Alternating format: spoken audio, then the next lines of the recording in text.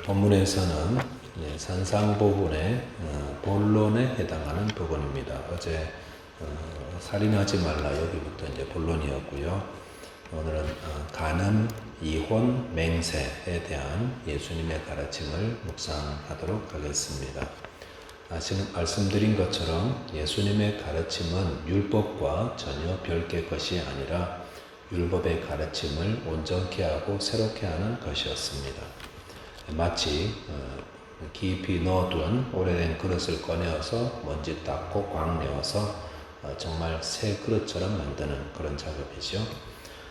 특별히 유대인들이 잘못 사용하고 잘못 적용해왔던 율법에 대해서 하나님의 율법이 원래 의도와 목적이 무엇인지를 다시 밝혀줌으로써 그 율법을 통해서 하나님을 사랑하고 이웃을 사랑하게 하려는 그런 의도를 가진 것이 산상수훈의 말씀입니다.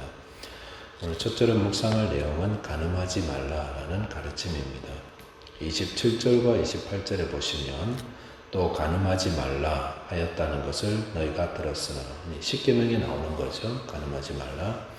나는 너희에게 이르노니 음욕을 품고 여자를 보는 자마다 마음에 이미 간음하였느니라 라고 했습니다. 예수님은 간음죄가 무엇인지를 아주 명백하게 밝혀주셨습니다. 우리가 생각하는 간음죄라는 것은 행위로 나타나는 것을 생각하는데 그래서 부부 사이에 정해진 약속과 관계를 넘어서는 것을 간음죄라고 하지 않습니까? 그래서 이런 기준으로 보면은 간음죄는 참 쉽습니다. 판단하기가 이거 지금 간음죄를 지었다 안 지었다. 왜냐하면 행위를 보면 되니까. 하지만 예수님의 기준은 굉장히 더 이렇게 다르죠. 음욕을 품고 이성을 바라보는 것만으로도 이미 간음죄를 지은 자다라고 한다는 것입니다. 그래서 예수님이 말씀하신 간음죄는 행위 이전에 마음에서 이미 간음죄를 짓게 된다라는 것을 말씀해 주십니다. 자, 그러시면서 29절에 보시면은 만일 내 오른 눈이 너로 실족하게 하거든 빼어내버리라. 내 백체 중 하나가 없어지고 온몸이 지옥에 던져지지 않는 것이 유익하다라고 하였습니다. 예수님께서 정의하신 간음죄, 보는 것만으로도 간음죄다. 이거에 근거해서 그 죄를 짓는 눈을 빼어버리는 게 더 낫지 않겠냐. 왜 오른 눈이라고 했을까요? 왼쪽 눈도 있는데 그것은 유대인들은 오른쪽을 더 중요하게 생각합니다. 그래서 하나님이 내 오른팔로 너를 붙들리라. 오른쪽을 중요하게 생각하는데 눈 중에서도 더 중요한 눈이 오른쪽 눈. 그거라고 해도 이게 간음죄를 짓고 있다면은 그거 빼버리는 게 나은 거다. 왜냐하면은 두 눈을 가지고 간음죄를 짓고 있다가 지옥에 던져지는 것보다는 그 한쪽 지체가 없어지고 빼어버리고 나서 죄를 짓지 않게 되는 모습으로 천국 가게 된다면 그게 더 나은 거다. 이렇게 말씀하는 거죠.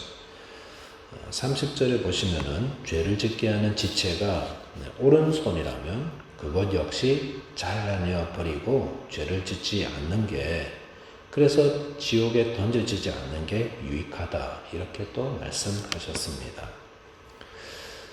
예수님의 이 말씀을 의미하는 바가 실제로 죄를 지었을 때 눈을 빼버리고 팔을 잘라버리고 이렇게 이해하는 분은 아무도 없는 것 같습니다. 왜냐하면 실제로 그런 분 한 번도 본 적 없습니다. 근데 이 말씀을 주님 주신 이유도 눈 빼라, 팔 잘라라라고 주신 건 아닙니다. 왜냐하면은 죄를 짓는 게 우리 눈이 아니니까 그렇습니다. 우리 팔이 짓는 게 아니라 마음이 짓는 거잖아요. 그래서 눈을 빼고 팔을 잘라버린다 할지라도 우리는 마음으로 이미 다 죄를 짓고 있어서 눈 없이 팔 없이도 다 죄 지을 수 있습니다. 하지만은 앞을 보지 못하거나 팔 하나 없다고 해서 죄를 짓는 거 아니고 우리 마음의 문제인데 마음에서 죄를 지으니까 눈이나 팔이 따라오는 것뿐인데 예수님은 왜 이렇게 눈 빼버려라, 팔 잘라라, 살거라 말씀하시는 걸까요? 그것은 죄를 가볍게 여겨서는 안 된다는 겁니다. 그리고 죄는 과감히 결별해버려야 되는 거다. 이렇게 가르쳐 주시는 겁니다. 우리는 죄를 자꾸 내가 잘 핸들링 할 수 있다고 생각하는데 절대 그렇지 않습니다. 죄는 타협의 대상이 아닙니다. 죄는 완전히 제거해버려야 하는 것입니다. 이는 마치 우리 안에 나쁜 것이 있으면 수술을 통해서 제거할 때 어떻게 합니까? 의사 선생님 나와서 그러죠. 깨끗이 제거되었습니다. 수술은 대충대충 하지 않습니다. 완전히 나쁜 것은 제거해버려야 합니다. 그래야 살 수 있습니다. 우리 안의 죄도 마찬가지입니다. 오늘날 가정들이 무너지고 또 남녀의 관계가 깨어지고 하는 것 중에 많은 것이 이 성적인 문란, 음란, 간음죄 때문 아니겠습니까? 그래서 이것을 극복하려면 어떻게 해야 될까요? 대충대충 해서는 안 됩니다. 과감하고 단호히 마음에서부터 이렇게 잘라버려야 됩니다. 그래서 간음죄를 짓는 습관 잘라버려야 됩니다. 간음죄를 짓는 생활 환경 잘라버려야 됩니다. 생활 패턴 바꾸셔야 됩니다. 과감히 바꿔야 됩니다. 떠나야 됩니다. 그리고 보는 것을 선별해서 볼 줄 알아야 되고, 그런 환경을 멀리하지 않으면 간음죄를 이길 수가 없습니다. 요셉이 간음죄의 유혹을 받았을 때 어떻게 했습니까? 그는 과감히 떨쳐버리고 도망갔습니다. 간음죄는 이기려고 하는 것이 아니라 잘라버리고 도망가는 겁니다. 저와 여러분 모두가 눈으로 음욕을 품고 간음죄를 지을 수 있는 자들임을 늘 기억해야 됩니다. 그래서 이 죄를 잘라버리지 않으면 이 죄가 우리를 사로잡고 우리는 그 죄를 즐기게 되죠. 쾌락 가운데 있다가 지옥에 던져지는 자 될 수 있으니까, 그러지 않으려면 과감하게 잘라버리고 떨쳐버리고 떠나심으로 거룩한 주의 백성으로 살아야 할 줄을 믿습니다. 31절에 나오는 이혼에 대한 것들은 나중에 한번 살펴보겠지만 간단하게 말씀드린다면, 예수님은 하나님이 우리에게 짝지어 주신 그 부부관계를 이렇게 헤어지는 것을 원치 않으신다라는 것을 기본으로 말씀하는 겁니다. 근데 부득이한 경우를 제외하고는 하나님은 이혼하는 거 바라지 않습니다. 32절에 보면은 마치 배우자가 음행하면 무조건 이혼해라 이렇게 말씀하는 것 같은데 그게 아니죠. 하나님은 이혼보다는 함께 살아가기를 바라십니다. 그래서 배우자가 비록 죄를 범했을지라도 회개하고 돌아섰을 때는 다시 결혼을 이어가라 하는 것이 하나님의 뜻입니다. 두 번째로 살펴볼 것은 맹세에 대한 것입니다.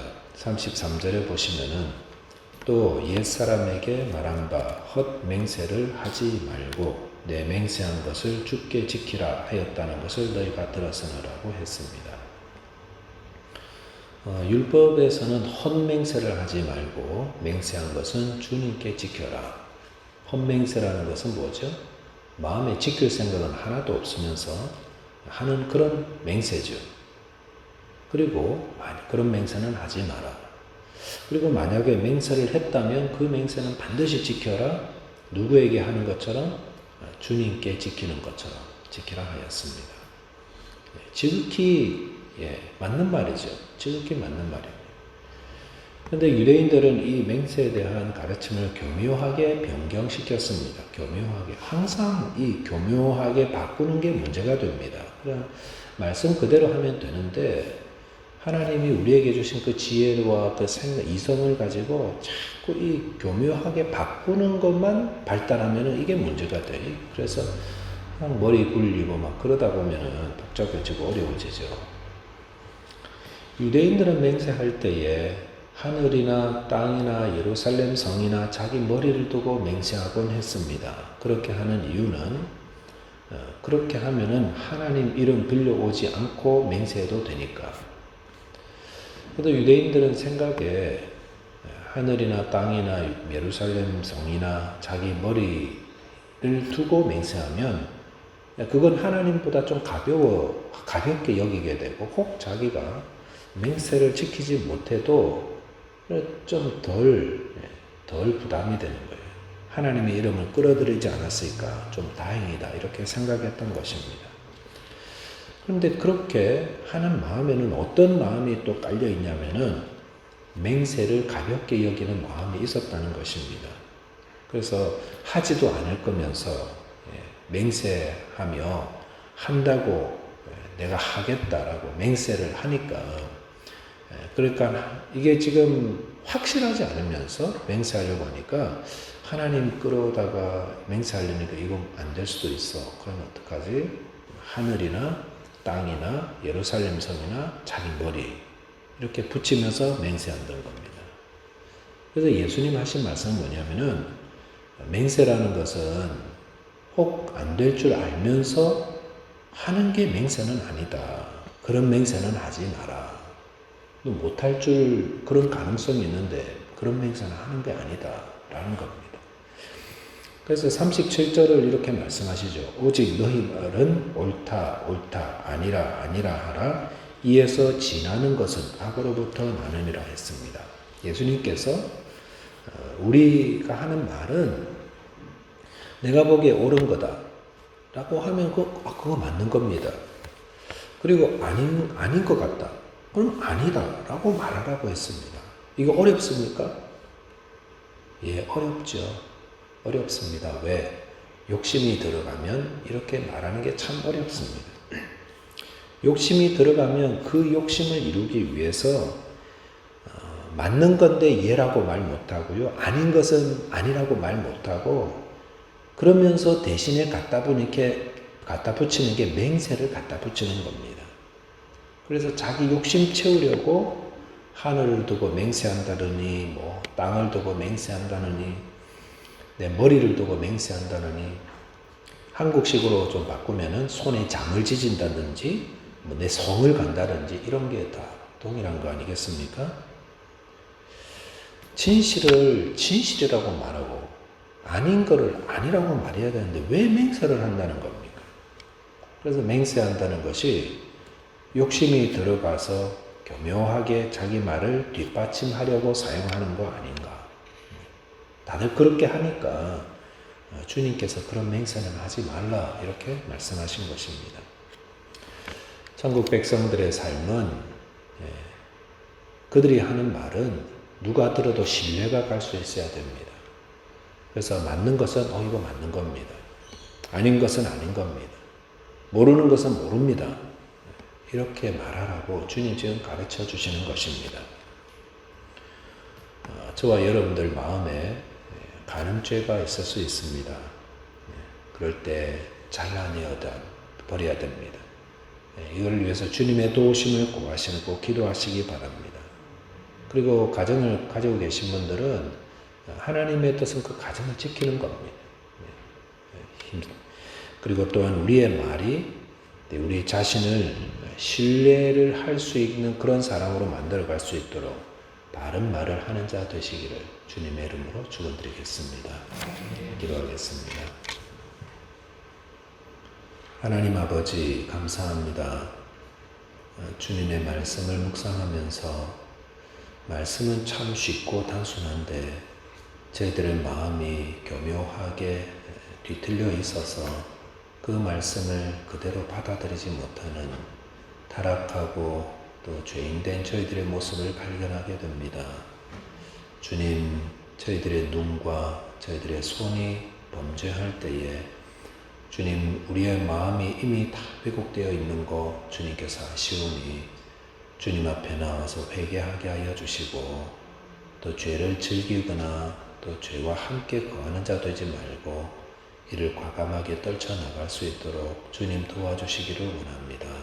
믿음 주시고 은혜 주시고 또한 저희들에게 주신 가정 잘 지켜나갈 수 있도록 서로 불쌍히 여기고 서로 사랑하며 하나님 말씀 안에 굳건히 세우는 가정들 되게 하여 주옵소서. 우리의 마음이 욕심에 사로잡혀서 진실로 말하지 못하는 그런 어리석은 자 되지 않도록 주님 우리의 마음의 욕심을 제거해 주시고 바르고 진실된 모습으로 살아서 하나님께는 영광, 또 사람들에게는 인정을 받고 신뢰를 줄 수 있는 저희가 되게 도와주시옵소서. 오늘도 주님의 은혜 안에서 승리하며 주께 영광 돌리며 사는 하루 되기를 간절히 바라옵고 우리 주님 예수 그리스도 이름으로 기도하옵나이다. 아멘.